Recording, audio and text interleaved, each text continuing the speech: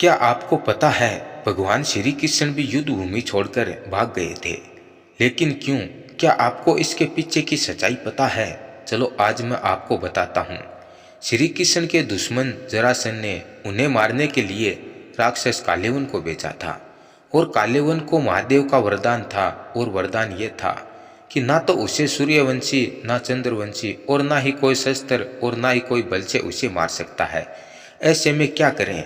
तभी श्री कृष्ण रण को छोड़कर एक गुफा में घुस गए।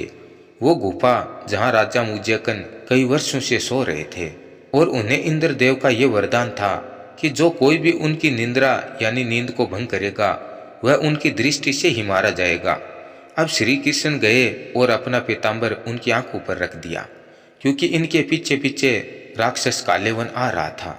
अब जैसे ही राजा मुज्जकन ने वह पीताम्बर अपनी आंखों से हटाया तो उनके सामने आ गया काल्यवन राक्षस और उनकी दृष्टि से उसका अंत हो गया। इसीलिए श्री कृष्ण रणभूमि छोड़कर भागे थे, क्योंकि जहाँ शस्त्र और बल काम नहीं कर रहा था वहाँ उन्होंने बुद्धि का प्रयोग किया था, क्योंकि जहाँ शस्त्र और बल काम नहीं करते हैं वहाँ बुद्धि का प्रयोग करते हैं।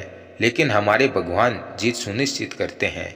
इससे हमें यह सीख मिलती है कि जहाँ शस्त्र और बल काम ना करें वहाँ बुद्धि काम लेनी चाहिए और कैसे भी करके परेशानी से बाहर निकलना चाहिए।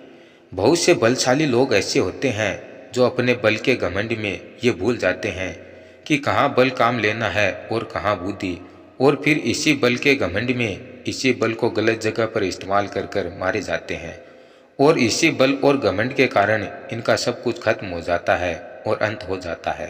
तो सिचुएशन के हिसाब से बल और बुद्धि को इस्तेमाल कीजिए। जहाँ बल की जरूरत हो वहाँ बल और जहाँ बुद्धि की जरूरत हो वहाँ बुद्धि को इस्तेमाल कीजिए और खुश रहिए।